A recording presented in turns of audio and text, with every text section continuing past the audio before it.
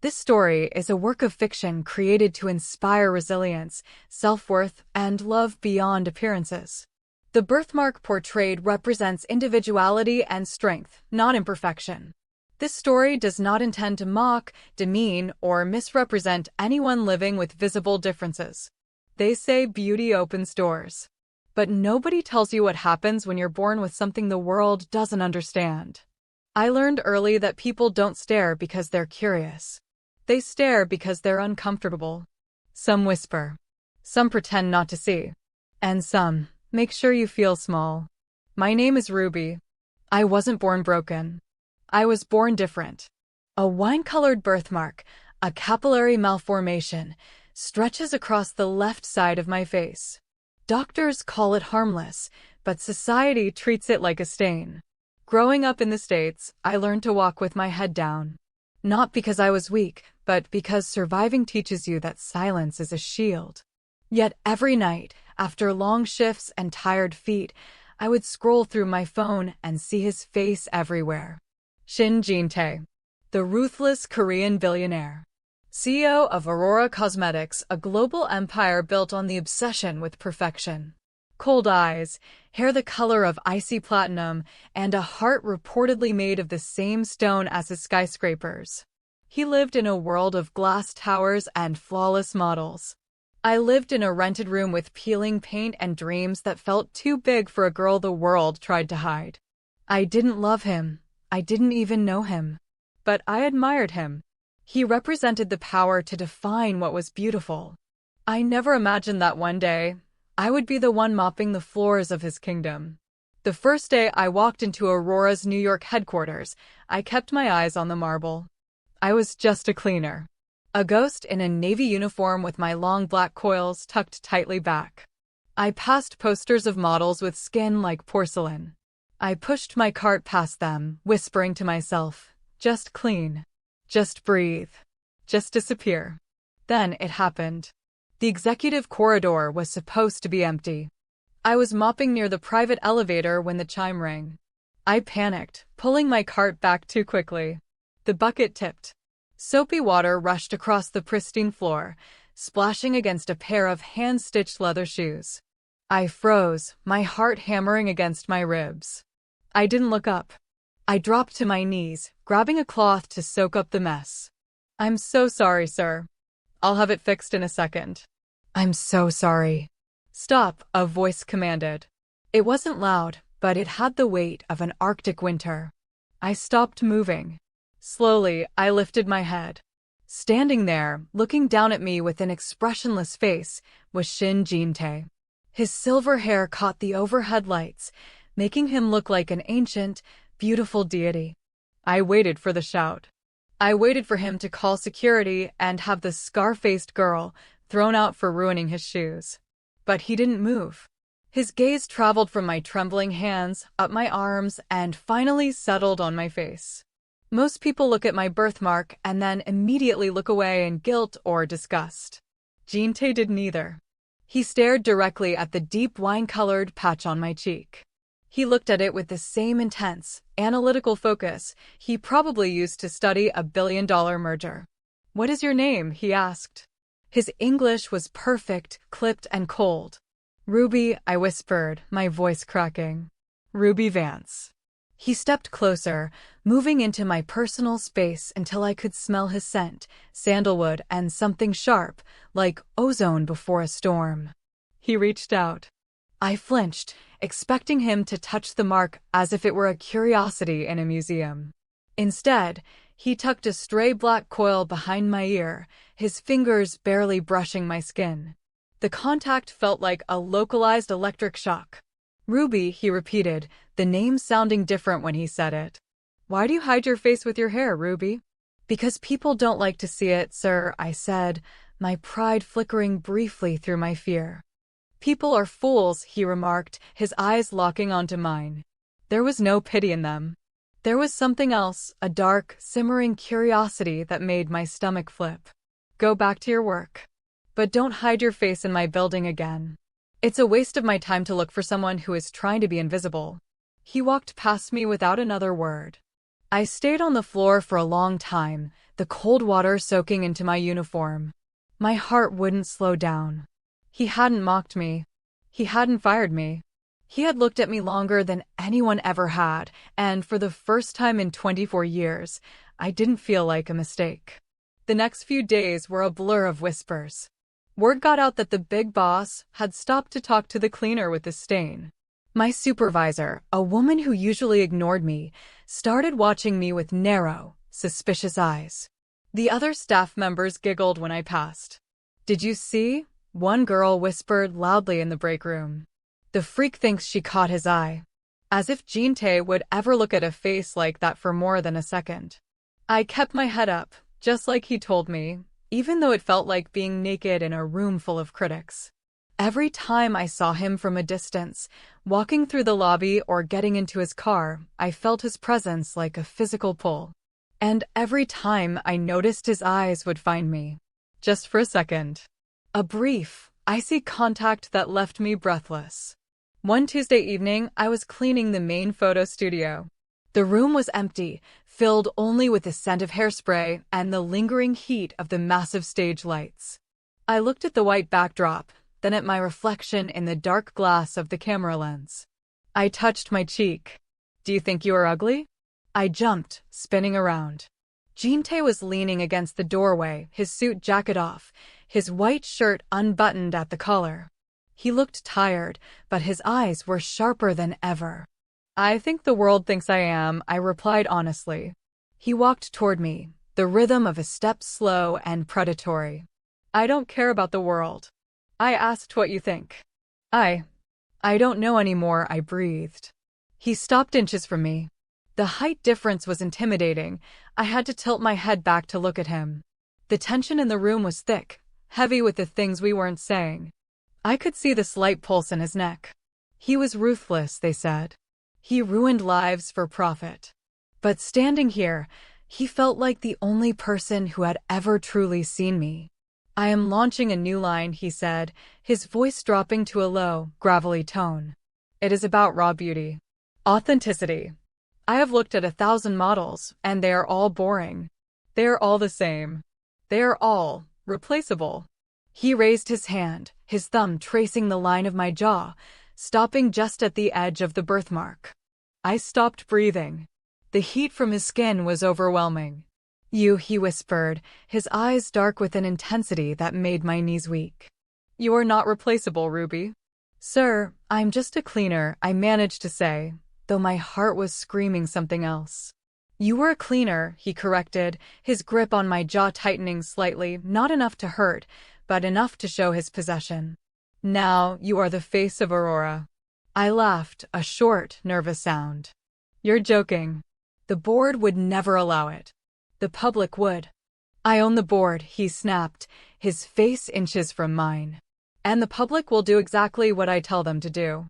They will see you, and they will realize they have been looking at shadows their entire lives." He leaned in closer, his breath warm against my ear. "Do you trust me, Ruby?" I shouldn't have. He was a shark. He was a man who took what he wanted. But as I looked into those icy platinum eyes, I saw a hunger that wasn't just about business. It was about me. "Yes," I whispered. He pulled back, a ghost of a smirk playing on his lips. "Good. Because tomorrow, everything changes." If you're enjoying this journey of transformation and the tension between Ruby and Jin-Tae, make sure to comment on your favorite part so far, subscribe for the rest of the story, and hit that like button to support Ruby's rise. The air in the penthouse was thick with a tension I'd never felt before, not the nervous kind I got when a supervisor barked orders, but something heavy, dark, and magnetic. Jin-Tae's forehead remained pressed against mine, his thumb tracing the line of my jaw just millimeters away from the mark on my cheek. I could hear his steady breathing, a sharp contrast to my own ragged inhales. For a man known as the Ice King, his skin was searingly hot. "You're trembling," he murmured, his voice a low vibration that seemed to hum right through my bones. I'm out of my element, Chairman," I managed to say, my eyes fixed on the silver silk of his tie. "I'm a chemist. A cleaner. I'm not a model. I don't belong on billboards. He pulled back just enough to look me in the eye, his expression hardening into that ruthless resolve the business world feared. You belong wherever I put you, Ruby. And right now, I'm putting you at the center of this industry. Do you think I reached this position by following the rules of pretty? He stood up, walking behind his massive mahogany desk and pulling out a sleek, black tablet. With a few swipes, he turned it toward me. It was a mood board for the new Ember collection, deep reds, burnt oranges, and rich, earthy tones. My creative team has been stuck for months, he said, his eyes scanning the screen. They keep bringing me pale, porcelain-skinned girls and trying to paint them into something they aren't. It looks fake. It looks cheap. He looked back at me, his gaze dropping to my copper coils. But you, the way your hair catches the light, the depth of the pigment on your skin, you are the collection. You want to use my birthmark as a marketing tool? I asked, a spark of my old defensive fire lighting up. To sell lipstick? Jin-Tae's eyes flashed. He walked back around the desk, invading my personal space again. He didn't stop until his knees were brushing mine. He leaned down, placing his hands on the arms of my chair, trapping me in a circle of sandalwood scent and raw power. I want to use it to change the narrative, he whispered, his face so close I could see the fine lines of focus around his eyes. I don't want to cover you, Ruby. I want to frame you. I want every woman who has ever felt less than because of a mark, a scar, or a shade of skin to look at you and see a goddess. Is that so terrible? I looked at him, searching for the lie. But there was none. There was only a hunger there, a professional hunger for a masterpiece, mixed with something much more personal that made my pulse jump. What if I fail? I whispered. What if the investors pull out? Then I'll buy them out, he said without a second of hesitation. I have enough billions to make sure no one ever says a word against you. But they won't. Because when they see you under the lens, they'll be too busy catching their breath. He reached out and gently unpinned the rest of my hair. My long, deep copper coils tumbled down my shoulders, contrasting beautifully against the dark skin of my neck. His fingers lingered in the curls for a second too long to be professional. The silence stretched, charged with a desire that felt like a physical weight in the room. Go home, Ruby, he said, his voice suddenly husky. A car will pick you up at 6 a.m. Don't wear makeup. Don't hide anything. Just bring yourself. The next morning, a black sedan was waiting outside my cramped apartment in Itaewon. The driver held the door open like I was royalty. When I arrived at the J-Day private studio, the atmosphere was frantic. Stylists, lighting techs, and assistants were running in circles. The moment I stepped inside, the room went dead silent. Is that her? A head stylist whispered, clutching a makeup brush like a weapon. The cleaner? The one with the face. I felt the familiar urge to duck my head, to let my hair cover the left side of my face. But then I saw him. Jin-Tae was sitting in a high-backed chair in the corner of the studio, a tablet in his hand. He looked up, and for a fraction of a second, his cold mask slipped. His eyes widened, raking over me in my simple jeans and t-shirt. He stood up and walked toward me, the crowd parting like the Red Sea. She's here, he announced, his voice carrying to every corner of the room. No heavy foundation. No color correction on her cheek. I want the ember silk dress on her, and I want the lighting to mimic a sunset. Move. For the next 3 hours, I was poked, prodded, and draped in a gown of burnt orange silk that felt like liquid fire against my skin. When I finally stepped onto the seamless white backdrop, the heat of the studio lights hit me. I felt exposed. Naked. The photographer, a high-strung man with a French accent, looked through his lens and sighed. Chairman, the mark, it's catching the shadow. It looks like a bruise in this light. Maybe we should just apply a little concealer? Just to soften the edges. No, Jin-Tae's voice boomed from the darkness behind the camera. He stepped into the light, walking onto the set. He looked at me, seeing the panic in my eyes. He walked right up to me, ignoring the gasps of the crew. He reached out and adjusted the strap of my dress, his fingers grazing my shoulder. The touch sent a jolt of electricity through me, grounding me. "Look at me, Ruby," he said quietly, his back to the crew. "Ignore the cameras. Ignore the lights. It's just us."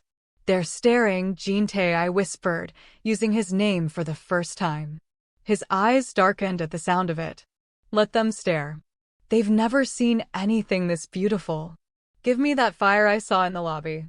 The woman who told me she'd clean the mess. Be that woman. Be powerful." He stepped back, but his gaze stayed locked on mine. The shutter began to click. Snap. Snap. Snap. At first, I was stiff. But then I remembered the years of being mocked. I remembered the intern's laugh. I remembered the way the world tried to make me small. I took all that pain, all that hidden strength, and I channeled it into my eyes. I tilted my head back, exposing my neck, letting the ember dress flow. I didn't hide the mark. I leaned into the light, letting it glow like a ruby, just like my name. The photographer's tone changed instantly. "Mon Dieu, the contrast. The copper hair against that skin. It's incredible. Don't move. Stay right there." I saw Jin-Tae leaning against an equipment crate, his arms folded across his chest. He wasn't looking at the monitor showing the photos. He was looking directly at me. There was a look on his face that wasn't about business anymore. It was raw, possessive, and deeply, dangerously attracted. When the shoot ended, the studio erupted in hushed, excited chatter. People who wouldn't have looked at me yesterday were suddenly trying to hand me water and robes. I ignored them all, walking straight toward Jin-Tae. "Was it enough?" I asked, my heart still hammering. He didn't answer right away.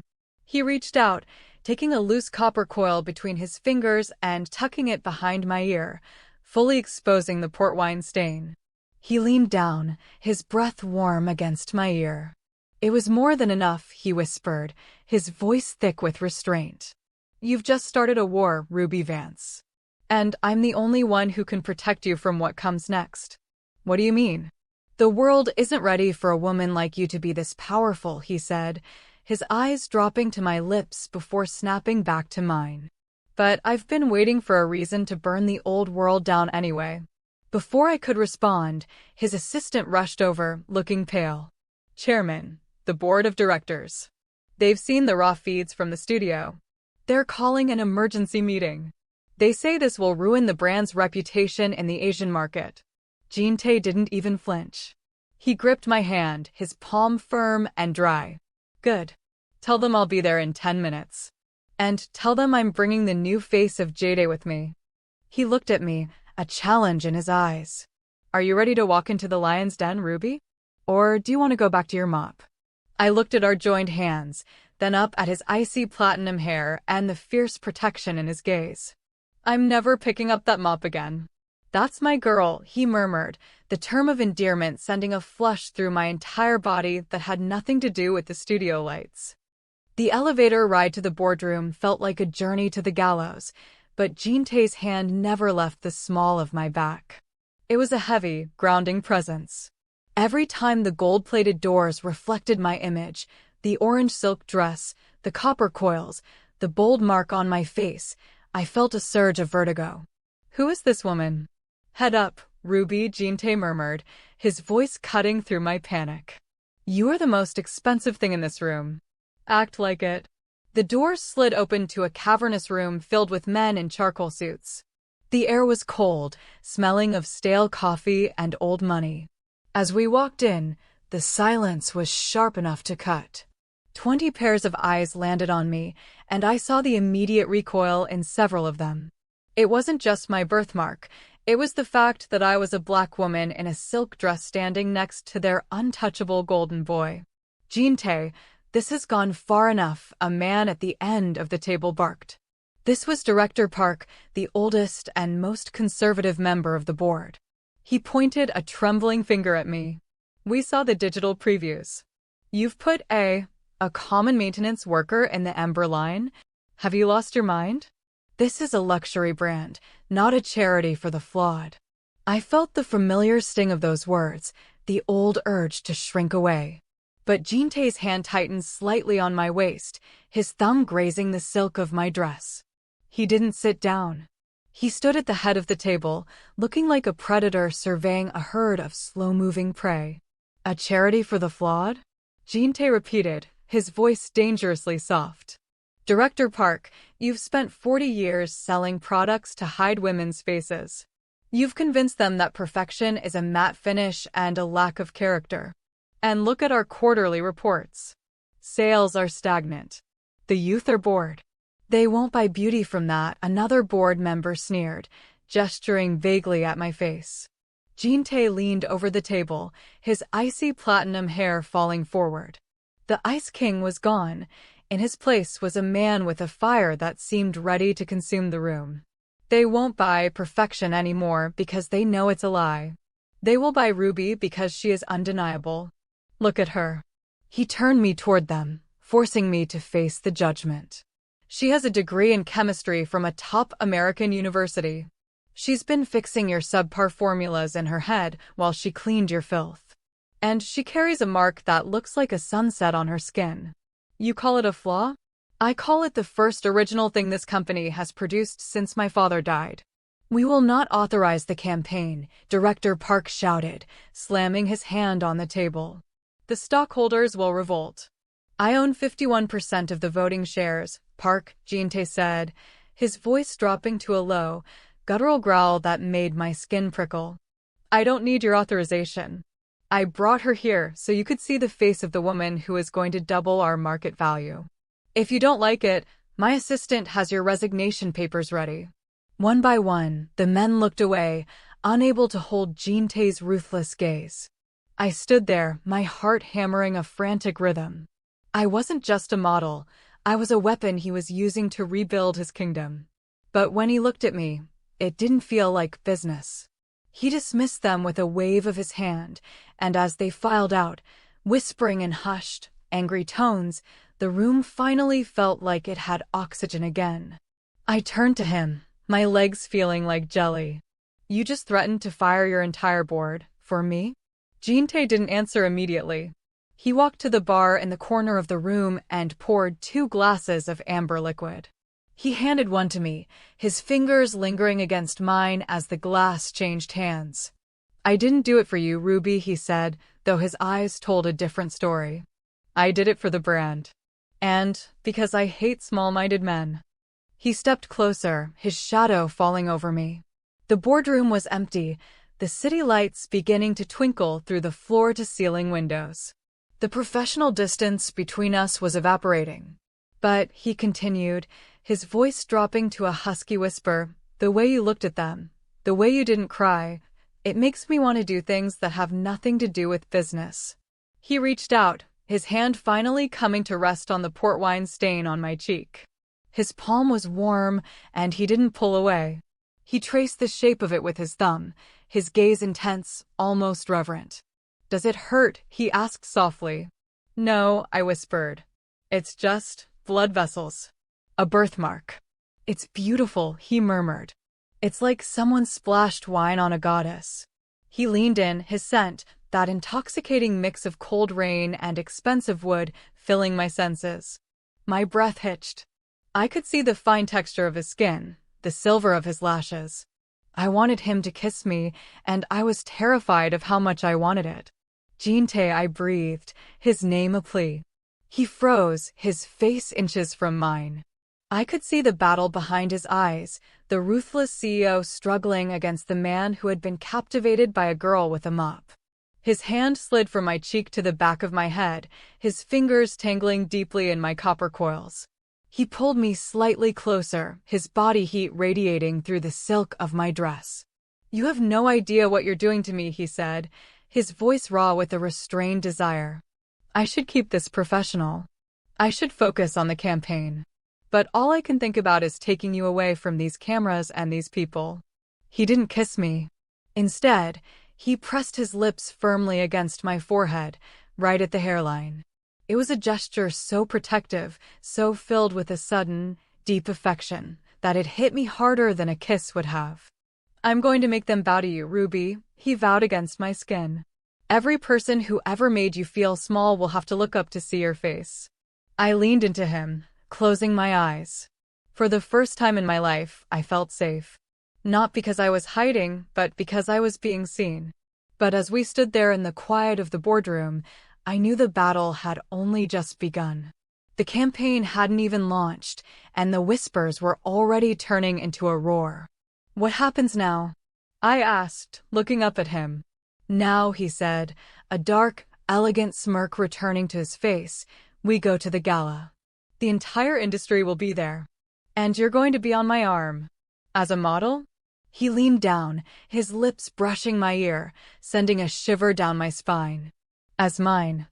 The transformation for the gala wasn't about hiding, it was about highlighting. The stylists Jin-Tae hired were the best in the world, and they treated my skin like rare silk. My deep copper coils were styled into a voluminous, breathtaking halo that framed my face, and my dress was a custom-made gown of midnight emerald. It clung to my curves, the slit rising high on my thigh, but the real statement was the open back that showed off my glowing, dark skin. Jin-Tae stood by the door of the dressing suite, waiting. When I stepped out, the Ice King actually lost his composure. He didn't speak for a full 10 seconds. He just stood there, his icy platinum hair perfectly coiffed, looking devastatingly handsome in a black-on-black tuxedo. His gaze traveled from my toes up to my eyes, lingering on the birthmark that I had refused to cover with even a drop of concealer. "You look." He cleared his throat, his voice sounding uncharacteristically thick. "I don't have a word for it. No language has a word for you tonight." He walked toward me, his movements slow and deliberate. He reached into his pocket and pulled out a velvet box. Inside was a necklace of raw, uncut emeralds. "These aren't perfect," he said, stepping behind me to clasp it around my neck. His fingers were cold against my skin, sending a delicious shiver down my spine. "They are rare, unpolished, and more valuable than any diamond because they are exactly what they were meant to be." As his hands lingered on my shoulders, our eyes met in the mirror. The tension was a living thing between us, a cord pulled so tight it was vibrating. He leaned down, his face disappearing into the crook of my neck, inhaling deeply. "Ruby," he whispered, his breath hot against my skin. "Tonight, I have to share you with the world. I find I'm not very good at sharing." "You don't have to share everything," I whispered back, my heart hammering against my ribs. He turned me around in his arms, his hands sliding down to rest on the small of my back, pulling me flush against him. The physical contact was electric. I could feel the hard lines of his body, the strength he usually kept under such tight control. He looked down at my lips, and for a moment, I thought he would break his own rule. His thumb brushed over my birthmark, his touch so tender it brought tears to my eyes. "Let's go," he said, his voice a low growl. "Before I decide to cancel the gala and keep you locked in this room." The gala was held at the Grand Hyatt, a sea of flashing lights and the elite of Seoul. As we stepped out of the limousine, the wall of paparazzi went into a frenzy. I felt the familiar panic rising, the urge to cover my face, to hide from the judgment. But Jin-Tae's hand was a solid, unyielding weight on mine. He didn't just walk with me, he paraded me. "Look at them, Ruby," he hissed under his breath as we ascended the red carpet. "They aren't looking because they're disgusted. They're looking because they can't look away." He was right. The whispers were there, but they were hushed, filled with a confused sort of awe. We entered the ballroom, and the music seemed to dip. I saw the interns from the lobby, the ones who had called me Scarface, standing near the bar in their expensive dresses. Their mouths literally dropped open. The shock on their faces was the best medicine I'd ever had. We were intercepted by a group of high-profile investors. One of them, a woman known for her sharp tongue and plastic-perfect face, looked at me with a forced smile. "Jin-Tae, dear, you always were a provocateur. Is this a statement piece?" Jin-Tae's grip on my waist tightened. He didn't even look at her. "No, Maria. This is the future of my company. And if you can't see the beauty in front of you, perhaps you should invest in a better pair of glasses instead of another facelift." The woman gasped, scurrying away. I looked up at him, stunned. You're going to offend everyone in this room if you keep that up. I don't care about everyone, he said, his eyes softening only when they landed on me. I only care about the woman on my arm.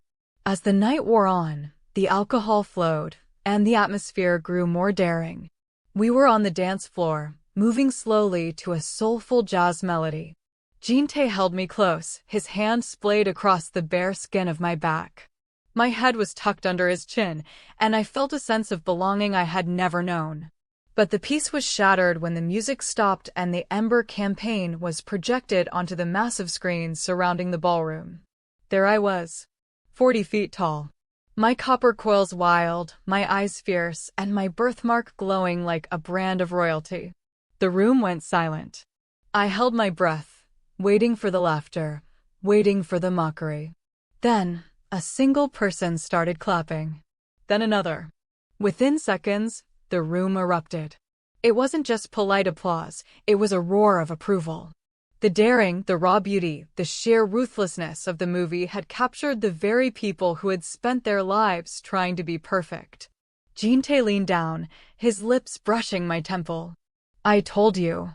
But as I looked across the room, I saw Director Park standing in the shadows, his face purple with rage. He was on his phone, his eyes fixed on me with a hatred that chilled my blood. I knew this victory was temporary. In the world of billionaires, a blow to the ego was a death sentence. I need some air, I whispered to Jin-Tae, feeling a sudden wave of claustrophobia. I'll come with you, he said instantly. No, stay. You need to talk to the press. Just 5 minutes. I'll be on the balcony. I stepped out into the cool night air, the sounds of the party muffled behind the heavy glass doors. The Seoul skyline was a tapestry of neon. I leaned against the stone railing, taking a deep breath. I was no longer the cleaner. I was Ruby Vance, the face of Jin-Tae. You think you've won, don't you? I spun around. Director Park was standing there, his eyes bloodshot. You think because he's infatuated with your exotic look that you have a place here? You're a stain, girl. A literal stain on this company's history. I think you're scared, Director, I said, my voice surprisingly steady. You're scared that the world is changing and you're becoming irrelevant. He laughed, a harsh, grating sound. You think Jin-Tae loves you? He loves the controversy. He loves the power move. Once the sales settle, he'll discard you like a used rag. But I won't wait for that. I've already leaked the true story to the tabloids. The cleaner who seduced the chairman. By tomorrow, your reputation will be in the gutter, and his board will have the grounds to remove him for moral turpitude. My heart sank. You'd ruin him just to get rid of me? I'd burn this whole building down to keep it pure, he hissed.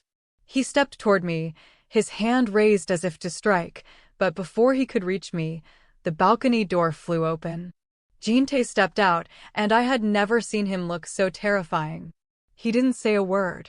He simply grabbed Park by the lapels and slammed him against the stone railing. If you ever speak to her again, Jin-Tae said, his voice a low, vibrating promise of violence, I won't just fire you. I will dismantle your life piece by piece until you have nothing left but the clothes on your back. Do you understand me? Park scrambled away, trembling, disappearing back into the ballroom. Jin-Tae turned to me, his chest heaving. The cool, calculated CEO was gone. He looked raw, desperate. He reached out, his hands shaking slightly as he cupped my face. Ruby, I'm sorry. I shouldn't have left you alone. Is it true? I whispered. Will this ruin you? He looked at me, his icy eyes burning with a passion that eclipsed everything else. Let it. I'd rather be a ruined man with you than a king in a world without you. He leaned in, his lips a breath away from mine, the tension finally snapping. He didn't kiss me, not yet. He pressed his forehead against mine, his breath hitching as he fought for a control that was clearly slipping. We stood there on that balcony, suspended between the glittering sky and the judgment of the world, and for the first time, I saw the cracks in the Ice King's armor. He wasn't just protective. He was terrified of losing the only thing that had made him feel alive in years. They're going to try to tear you apart, Ruby, he rasped, his fingers tightening in my hair. The tabloids, the rivals, they'll call you an opportunist. They'll try to make your beauty look like a scandal. Let them, I said, echoing his own words from the boardroom. I reached up, my dark fingers contrasting against his pale, silver hair as I cupped his neck. I spent my whole life being whispered about in hallways. You think a headline can hurt me more than the look on my mother's face when she realized she couldn't fix my cheek? I'm not afraid of the dark, Jin-Tae. I've lived there. He groaned, a low, pain sound of surrender, and pulled me into a hug so tight I could feel every beat of his heart against my chest. It wasn't a romantic embrace from a movie, it was a desperate anchoring. He needed me just as much as I needed him. I'm moving you, he said into my hair. Tonight. You aren't going back to that apartment in Itaewon. My security team is already packing your things. You'll stay at my residence. It's the only place I can guarantee no one touches you. Jin-Tae, that's a huge step. People will definitely talk then. Let them talk to my lawyers, he snapped, pulling back to look at me. His eyes were cold again, but the heat returned the moment they landed on my lips. I'm not playing a game anymore, Ruby. This started as a campaign, but it ended the moment you touched me in that lobby. I want you where I can see you, where I can know you're safe. We left the gala through a private exit, dodging the swarm of reporters already gathering like vultures. The drive to his estate was silent, the interior of the Maybach filled with a heavy, magnetic pull. We sat on opposite sides of the leather seat, but the space between us felt like it was humming with high-voltage electricity. I kept glancing at his profile, the sharp jaw, the icy hair, the way he watched the city pass by with a predatory stillness. His home was a fortress of glass and stone, tucked away in the hills of Songbukdong. It was minimalist and cold, exactly like the man the world thought he was. But as he led me inside, he didn't take me to a guest wing. He took me to the library, a room filled with thousands of real books, smelling of old paper and cedar. This is the only room in this house I actually like, he said, loosening his silk tie and tossing it onto a chair. He looked exhausted, the weight of the night finally catching up to him. I walked to a shelf, running my hand along the spines. You read all of these? Most of them. My father didn't believe in toys. He believed in data. He watched me from the doorway, his gaze heavy. You're the first person I've ever brought here, Ruby. Not a single board member, not a single perfect woman has ever seen this room. The intimacy of that statement hit me harder than the luxury of the house. He was showing me his soul, the part of him that wasn't for sale. I turned to face him, the emerald necklace catching the dim light of the library. Why me, Jin-Tae? Really? Out of everyone in the world, why the girl with the mop? He walked toward me, his footsteps silent on the thick rug. He didn't stop until he was in my space, his heat enveloping me. Because when I looked at you, I didn't see a reflection of myself. I saw a person. I saw someone who had every reason to be bitter and angry at the world, yet you were cleaning floors with the grace of a queen. I've lived my life surrounded by people who have everything and offer nothing. You had nothing and you offered everything. He reached out, his hand trembling slightly as he touched the birthmark on my cheek. This time, he didn't just trace it.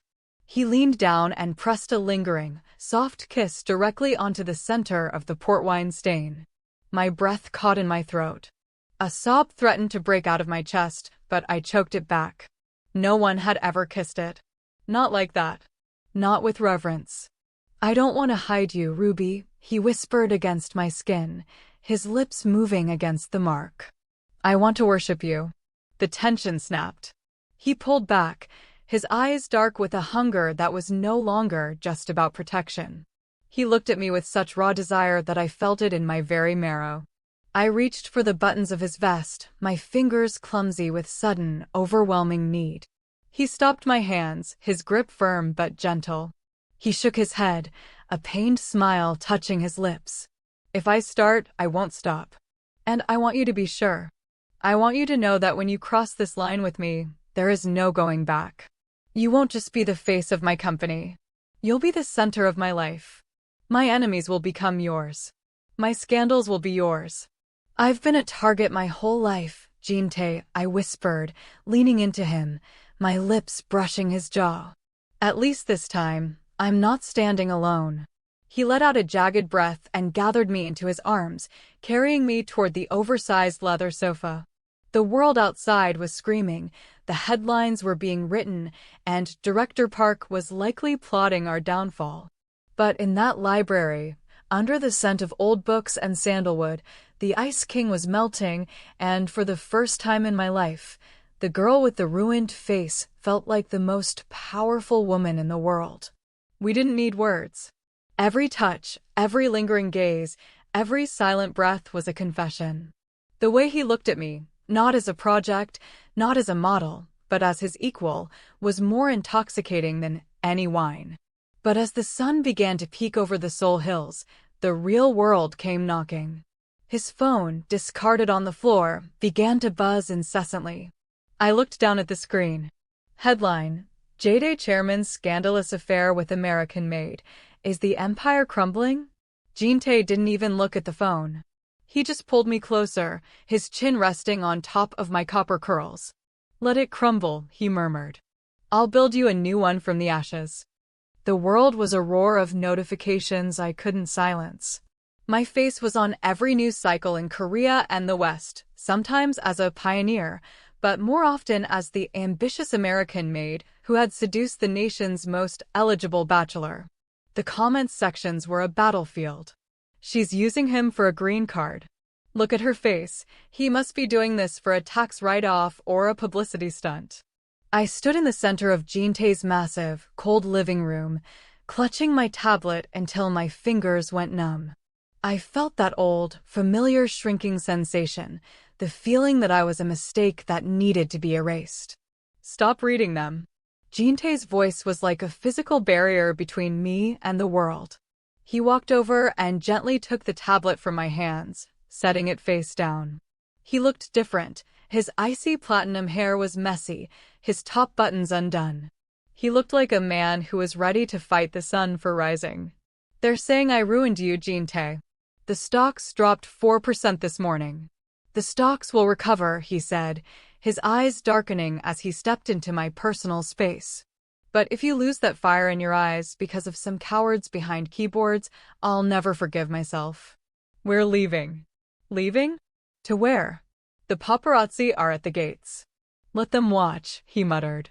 We're going to Jeju. My private estate. No staff, no phones, no board of directors. Just the ocean and the truth. The flight was a blur of private hangars and hushed tones. By the time we reached the villa, the sun was dipping below the horizon, painting the Jeju Sea in shades of bruised purple and gold. The house was carved into the cliffside, a masterpiece of glass that seemed to float over the water. For the first 3 days, we existed in a strange, beautiful silence. There was no chairman here. He cooked for me simple, traditional Korean meals that his grandmother had taught him. We walked along the black volcanic sand at dawn. The tension between us, which had been a frantic, electric thing in Seoul, began to settle into something deeper. Something heavy. Don't run anymore, he murmured, his gaze dropping to my lips. Stay here. With me. Not for the cameras. Not for the company.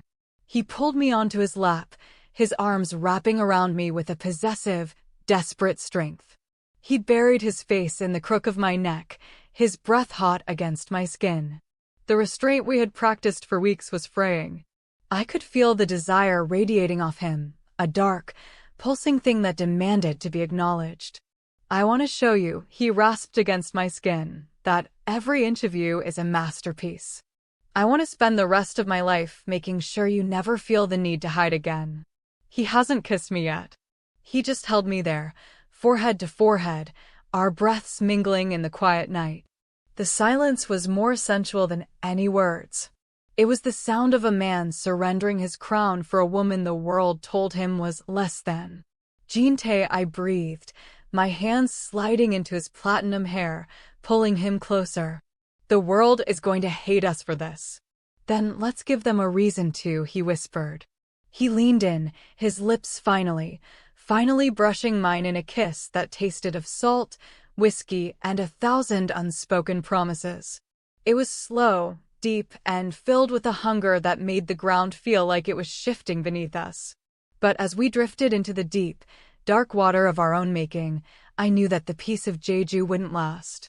Back in Seoul, Director Park had found my old university records. He was about to find out that I wasn't just a pretty face for a campaign. I was the chemist who had discovered the flaw in their billion-dollar patent. And he was going to use that to claim I was a corporate spy. The Ice King was melting, but the fire was just beginning. The transition from the salt air of Jeju back to the glass canyons of Seoul felt like stepping into a freezer. But this time, I wasn't shivering. I stood beside Jin-Tae in the back of the car, my hand enveloped in his. The headlines had turned vicious. Director Park had leaked my academic transcripts, but with a twist. He was claiming I had falsified my background to infiltrate Jade Cosmetics and steal their trade secrets for an American rival. They're calling it the maid's Trojan horse, I said, watching the protesters outside the J-Tail headquarters. They held signs demanding purity for the brand. Jin-Tae didn't look at the window. He looked at me, his icy platinum hair sleek, his eyes like polished obsidian. They think they're trapping a bird. They don't realize they've locked themselves in a room with a chemist who knows how to make things explode. We didn't go to the lobby. We went straight to the research and development lab on the 60th floor. The scientists, men who had ignored me for months, froze as the chairman entered with a cleaner on his arm. Out, Jin-Tae commanded. Except for the lead formulator. A middle-aged man stepped forward, trembling. Chairman, the patent for the new serum is failing stability tests. We can't fix the oxidation. I stepped forward, releasing Jin-Tae's hand. I picked up a beaker, the emerald necklace he gave me clinking against the glass. That's because you're using a synthetic derivative that reacts with the iron in the pigment. You need to stabilize it with the antioxidant profile found in the very plant extracts you dismissed as ethnic folk medicine. I spent the next 6 hours in that lab. Jin-Tae never left. He sat on a high stool, watching me work with a look that was more than just pride, it was worship. I wasn't just his model, I was his equal. By midnight, the serum was clear, stable, and glowing. It was the Ember Line's crowning achievement, and I had built it from scratch. Now, Jin-Tae said, standing up and adjusting his cufflinks. We don't just launch a campaign. We launched a revolution. 2 days later, we held a live-streamed press conference. No script. No PR team. Just Jin-Tae and me on a stage in front of the world's media. Director Park sat in the front row, a smug grin on his face, waiting for the corporate spy to be arrested. Jin-Tae stepped to the microphone. You've spent weeks talking about Ruby Vance's face. You've spent weeks questioning my judgment. Today, I'm not here as your chairman. I'm here as a witness. He turned to me. I was wearing a simple, sharp white suit that made my dark skin and copper coils pop. My birthmark was front and center. I didn't say a word about the scandal. I presented the science. I showed the world the formulation I had created, the one that Jin-Tae's perfect scientists couldn't master. The woman you called a Trojan horse is the reason this company will triple its value by morning. Jin-Tae's voice rang out, cold and final.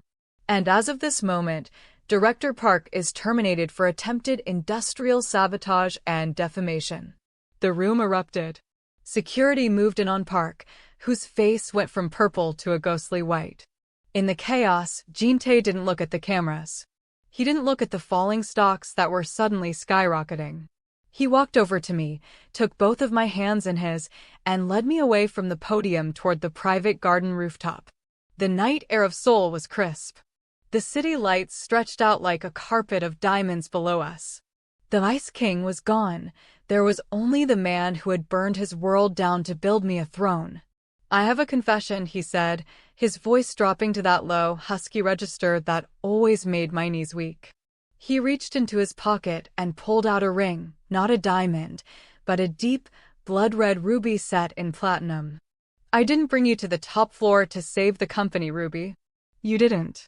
I whispered, my heart hammering against my ribs. He dropped to one knee.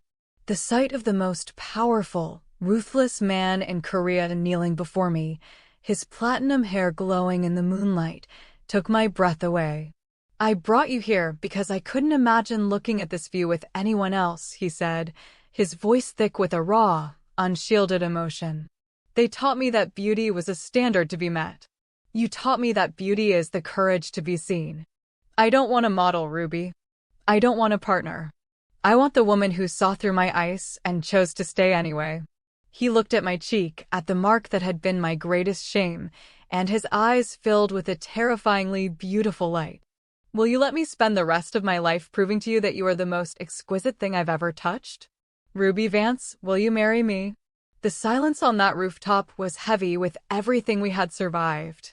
The mockery, the bleach-scented hallways, the boardrooms, and the Jeju moonlight. I reached down, my fingers trembling as I touched his cheek. Yes, I breathed. 1,000 times, yes. He stood up and slid the ring onto my finger. It was a perfect fit. He pulled me into his arms, his mouth finding mine in a kiss that wasn't about business or status. It was about home. We stood there, two outsiders who had found their own world, while the city below roared with our names. But as he held me, whispering promises against my skin, I saw a final shadow move near the rooftop entrance. A camera flash. A final desperate attempt to steal our peace. The flash of the camera didn't scare me this time. Jin-Tae didn't even flinch. He just pulled me closer, shielding me with his body, his eyes fixed on mine. Let them take their pictures, Ruby, he whispered. They're just documenting their own defeat. The months that followed were a whirlwind of silk, lace, and a level of power I never knew existed. We didn't hide. We traveled to London, New York, and Paris, not just for the brand, but to breathe. We sat in small cafes, me in my sundresses and him in linen shirts, laughing over melted gelato. He taught me that I didn't have to be a symbol all the time, I could just be a woman in love. But the world was waiting for the wedding. It was the event of the decade. The morning of the ceremony, I stood in a private suite at the Shilla Hotel. My dress was a masterpiece, a traditional Korean hanbok fused with a modern Western silhouette, made of deep emerald and gold silk. My long, deep copper coils were adorned with pearls, cascading down my back. I looked at my reflection. My birthmark wasn't covered. It was decorated with tiny, delicate gold leaf patterns that traced its edges like a map of a hidden kingdom. There was a knock on the door. It was Jin-Tae. Protocol said he shouldn't see me, but Jin-Tae had never cared for rules. He stepped in, dressed in a black royal hanbok with silver embroidery that matched his icy hair. He stopped at the threshold, his breath hitching. I've spent my life surrounded by gold, he said, his voice husky with a deep, vibrating emotion. And I feel like a beggar standing in front of you. Jin-Tae, I whispered, walking toward him. Are you ready? The whole world is out there. He took my hands, his thumbs grazing my palms. The world is just the audience, Ruby. I'm only there for you. As the heavy doors of the grand ballroom swung open, the silence was absolute. The elite of Korea, the investors who had sneered at me, and the journalists who had called me a maid were all forced to stand. I walked down the aisle, not with my head down, but with the grace of a woman who had conquered her own demons. I reached the altar, and Jin-Tae took my hand. His touch was steady, warm, and possessive. The air was thick with a tension that felt like lightning about to strike. Before the final vows are spoken and the ultimate victory is sealed, make sure to subscribe, like, and comment below. Do you think Ruby and Jin-Tae's love can truly change the world? I, Shin Jin-Tae, take you, Ruby Vance, he began, his voice echoing through the hall, not because you are perfect, but because you are the only truth I have ever known. I vow to protect your fire and to spend every day of my life being the man who deserves to stand in your shadow. I felt the tears prickling my eyes. And I, Ruby Vance, take you, Jin-Tae, because you didn't look past my scars, you saw them as my strength.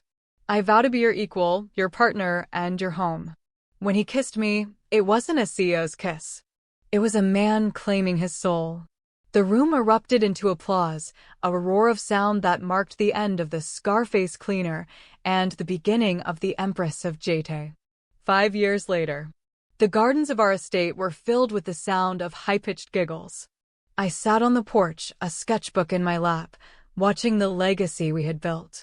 2 boys, identical with their father's sharp eyes and dark hair, were chasing each other through the hydrangeas. Twins. Little Taehyun and Taemin. And then there was Maya. She was 3 years old, her deep copper curls bouncing as she ran toward me. She stopped, looking at her reflection in the garden pond. She reached up and touched her left cheek, where a small, wine-colored birthmark bloomed, an exact mirror of mine. She looked at me, her eyes wide and curious. "Mama, why is my face painted like yours?" Before I could answer, a pair of strong arms wrapped around my waist. Jin-Tae leaned down, kissing the top of my head before picking Maya up and swinging her into the air. He looked at her with a tenderness that still made my heart ache. "Because, my little star," Jin-Tae said, his icy platinum hair now softened by a few strands of wisdom, "it's a mark of royalty. It means you're rare. It means you're a masterpiece, just like your mother." Maya giggled, hugging his neck. Jin-Tae looked over at me, his gaze lingering on my cheek, then my lips. The ruthless billionaire was still there, but he was at peace. We had built an empire not on perfection, but on the beauty of being real. "The board meeting is in an hour," I reminded him, leaning back into his chest. "Let them wait," he murmured, his breath warm against my ear as he watched our children play. "I'm exactly where I'm supposed to be." I closed my eyes, the scent of sandalwood and jeju sea salt surrounding me. The mop was gone. The whispers were silenced. And in their place was a love that was deeper than any ocean and stronger than any ice.